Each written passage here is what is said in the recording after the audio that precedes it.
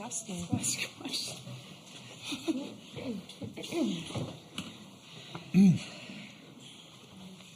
All right, we'll go ahead and get started. A reminder to please silence your cell phones, and then once you get the mic to ask a question, please give your name and affiliation.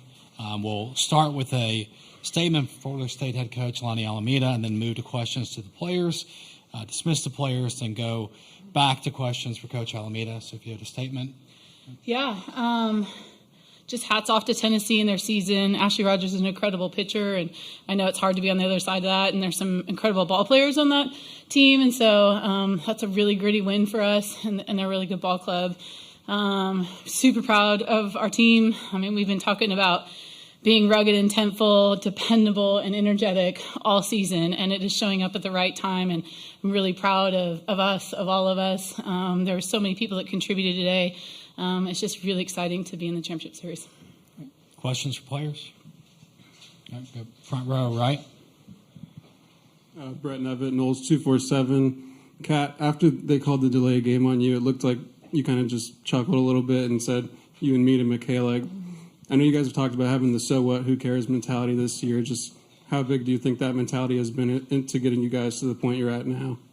Oh, yeah, absolutely huge. I mean, I have a fairly long routine, so it isn't the first time that it's happened, but it also partially happened because I got on the rubber and I looked to Michaela for the sign, and I said, oh no, I have to look to Coach for the sign, so I was kind of laughing at myself that I made that mistake, but I knew that we were about to throw a drop away, and I was just really confident in the pitch, so it didn't really bother me, but just eyeing up Michaela, and we do that all the time, just me and you out there. More questions for players? Front row right again. Michaela, on your homer, it seems like you kind of just reach down and that ball ends up 5 rows into the bleachers. Just how confident are you in your strength that any ball you get your barrel on, it could impact the game? It's a bit of a double-edged sword in a way, knowing that if I swing and make contact, that has a chance of going pretty far, but also at the same time just sticking to the routine and knowing what pitch I want to get my swing off on. It's been a constant battle for years, honestly, and just wanting to zone in and just being able to talk to my coaches and figure out like a true plan and being able to stick to it is the biggest part. And I know at that point I was down in that at bat. I think it was a full count, right? My memory is bad. But at that point, it's just a matter of putting bat on the ball. So it's as simple as that. And try to keep it as simple. Okay. Second row right. Nicole Auerbach, The Athletic. Kat, what was going through your mind with the final pitch immediately after knowing that your career is going to end in the championship series? I'm just so unbelievably grateful, just top to bottom. I'm so grateful for Coach and for the coaching staff. I'm so grateful that I'm at Florida State, and I'm grateful to be here. I'm grateful for the team. Like, I was just really honestly overwhelmed with gratitude. Like, it's just every athlete's dream to end their career in the national championship game, and I always knew that we could do it, so I'm just really, really, really proud of the team today. Like, I just don't think that words could even express just how happy, and I'm just so elated to be playing one more day and getting to put the jersey on one more time. Second row right again. Bethany, with as long as your college career has been, Grandma. for this to be your first home run in a Florida State uniform, to come now, what was your approach in that at-bat, and how did that feel? Yeah, my approach is really just kind of sticking to my plan, talking to TKM, the day after Super Regionals, I was just getting to work, kind of focusing on what I needed to focus on and knowing that nothing else mattered before then. And just wanted to make sure that whenever I get my opportunity now for these moments, to be able to capitalize it. And just wanted to get my pitch, stick to my plan, and it kind of worked. So I really just wanted to pass the bat, give everyone else a chance, just kind of score some runs. And it was a really cool moment. Second row right again. Michaela, I have to ask about your eye makeup. How long did it take? What was the inspiration behind it? It looks incredible. Typically, it only takes me like 30, 35, sometimes 40, depending. It's like the overthinking to it. I try to keep things as simple as possible, and as soon as I start putting colors on my face, I just go for it. But as you know, it's Pride Month, and I wanted to do something just to kind of honor that fact. And I was asking around here and there, asking for some opinions, and I got a little halfway. I think I posted my tutorial. I was like, man, people are going to like go halfway into this and they're going to be like, ooh, this is not going to look good. But it's all about trusting the process, and that applies on and off the field. Go to Justin in the background on the left here. I have to follow that. Justin McLeod from X Training Softball. Bethany and Michaela, Tennessee's got 3 main pitchers that they've used all year, and you saw all 3 of them tonight. Can you just kind of walk me through the adjustments from one to the next and how you guys made those adjustments tonight? Bethany, you can go first. Okay. Yeah, so we kind of, like I said, we really just stick to the plan of like what the pitchers like throwing for strikes and whatnot. Kind of going from the first pitch to the second pitcher, one is kind of firmer, kind of going to more of a choke and poke mentality and kind of getting barrel to ball any way that we can. So that was kind of the adjustment from that piece, because kudos though to Tennessee's pitching staff. I mean, they're here for a reason and they're really good. So just kind of doing whatever we can to really make contact and put barrel on the ball, especially with 3 main pitchers, is my philosophy. Yes, 100%. I think just as an offense, like, you want to get the starting pitcher off the mound as soon as possible. And like knowing that Tennessee has a great pitching staff, like you have to read up on what they do, what they throw, and have an idea of how to execute. And I think we all had a pretty good plan on those 3. We were prepared, even if they were to bring in any other pitcher that they haven't typically used. But just being able to stick and follow to the plan was always the goal. All right, we have a couple on Zoom. We'll go to Jack Williams.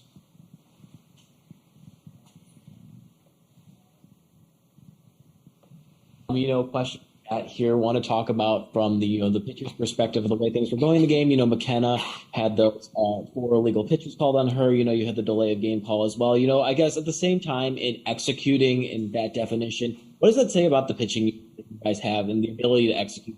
It might not be going your way. I think. Okay. Yeah, just kind of what we said before, like all year we've had this like so what, who cares mentality, just next pitch mentality. Like the illegal pitches, I think Kenny's had like 1 called on her all season long, so it was kind of crazy that she was getting them now all of a sudden. But she is such an incredible freshman. She does not look like a freshman out there, and her ability to just so what and keep pitching and just keep doing her thing. I'm just so unbelievably impressed by her. So definitely kudos to Kenny. I'm super proud of how far she's come. And then, yeah, again, with the delay of game, I mean, I was up 0-2 and I was confident in the next pitch. So it doesn't really matter, but it's just a so what next pitch mentality, I think. And we work on that a lot in practice and in games throughout the entire season. And then I think it's great that it's showing up for us now. Okay. We'll go back to Zoom to Hassan Kasum. Yeah, for all 3 players, Lonnie scheduled Oklahoma State and Oklahoma in the regular season, and now it's gonna be flipped. You get Oklahoma State for 1 game, then you get Oklahoma for 3 games. But how much of those games prepare you for where you get about facing number 1 Oklahoma now? Bethany, you can go first. Yeah, I think that was like a really test for our team and kind of what we're made of. Coming in there in what was kind of like the beginning, middle of the season and whatnot, we learned a lot about us, kind of what we're made of, what we need to do. And I think that allowed us to really prepare ourselves kind of going on later in the season and kind of being in these moments right now, and just kind of preparing ourselves. So I think, yeah, we did a really good job. Yeah, definitely. I think our coaches pride themselves on making such a great schedule for us. And it's one of those things, like if you want to be the best, you have to play the best. And those are all great ball clubs. And just being able to start off our season against teams like that, it allows us to make great transitions and being able to learn more about ourselves. That way, when we get 3 quarters close to the end of the season, like we're really bonded and gelled. And I think that's definitely showed up today and here why we've been in OKC.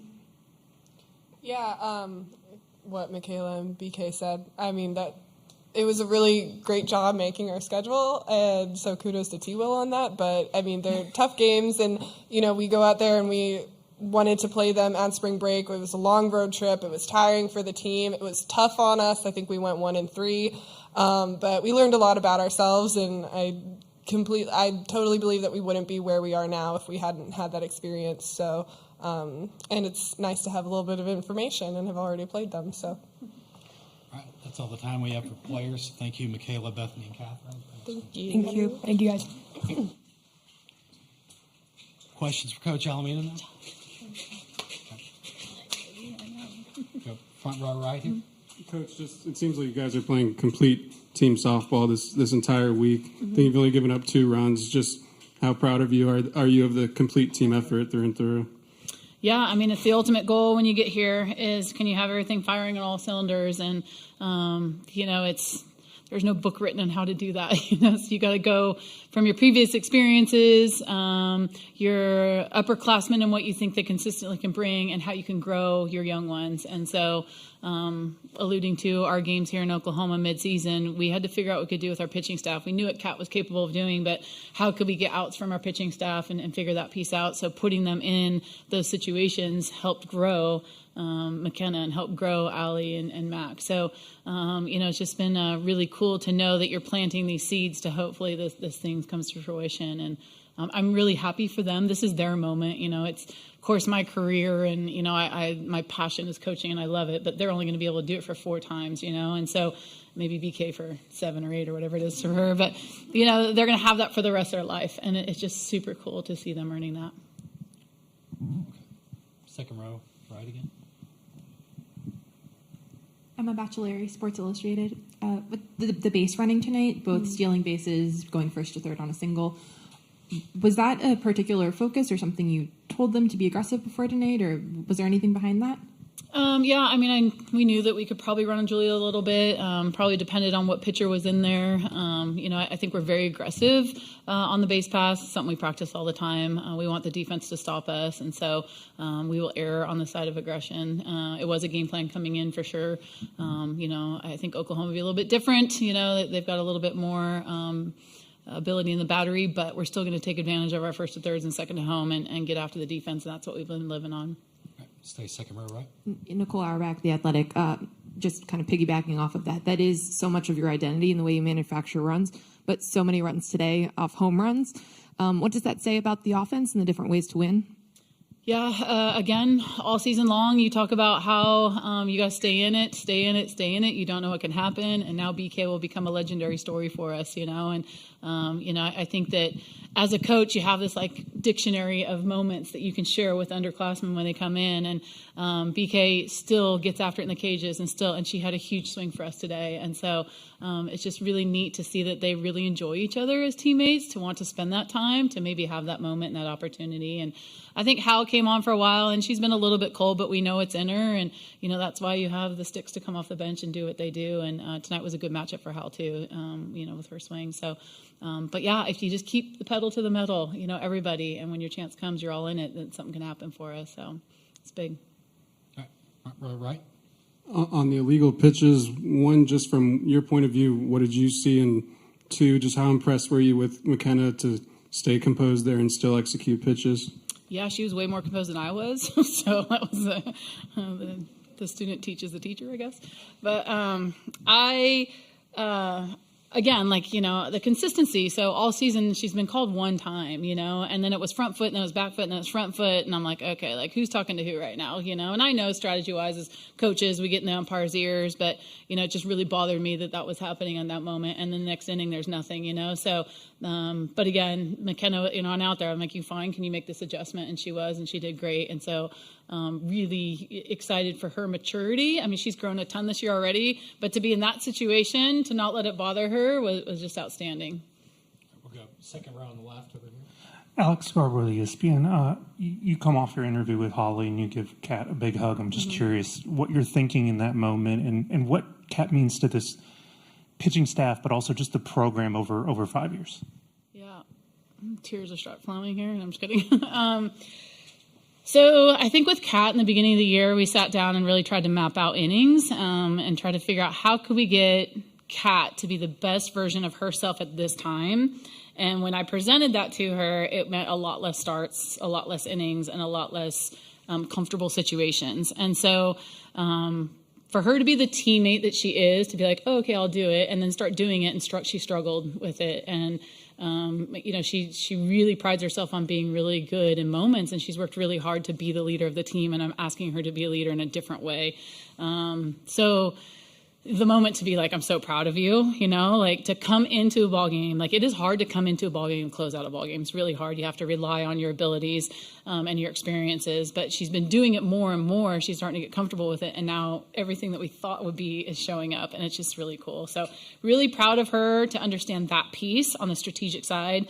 But I would say on the growth side, she was such a young kid coming in, could sit and read a book for 3 days and not see anyone. And now she's like, taking control of a team. She's got that sass walking off the field. She's super confident in who she is. So, you get proud of her as a person too. And she's able to lead these younger pitchers in those moments. And so, she's the MVP of our team awards, and you can see why, because she just really brings everyone together. So yeah, the embrace was just, I love her to death and so proud of her, and we would not be here without her. Our last question be in the front row, right? We talked about it after the last game, just this team's ability to kind of control the swings of the game. Just, I think you guys have shut down innings 16 out of 18 opportunities this postseason. Just how proud are you of that fact? Yeah. We're so fortunate that our conference continues to get better and better. And we had one of the highest home run hitting teams in the country in Vautech. We're facing Duke, who's a very good adjusting team, Clemson, who has a great pitcher. So we were week in and week out, not only out of conference, in conference, being challenged on how we can keep momentum in our corner and how we could stop momentum. And so when we get in these moments, Georgia was an outstanding offense. Tennessee's an outstanding offense. Oklahoma State's an outstanding offense. So it's like we were going back to, hey, we've been here before. And so how can we stop momentum from happening? And that's going to be a challenge for us with Oklahoma, too. They are an outstanding offense. So we've got to be really good pitching and defense and one-pitch minded. And we don't look too far ahead, and we don't really dwell on the past. And I'm really proud of the defense and pitching. It's not just pitching. It's defense and pitching that works together to make that happen. All right, then we'll wrap things up before we start. Thank you very much.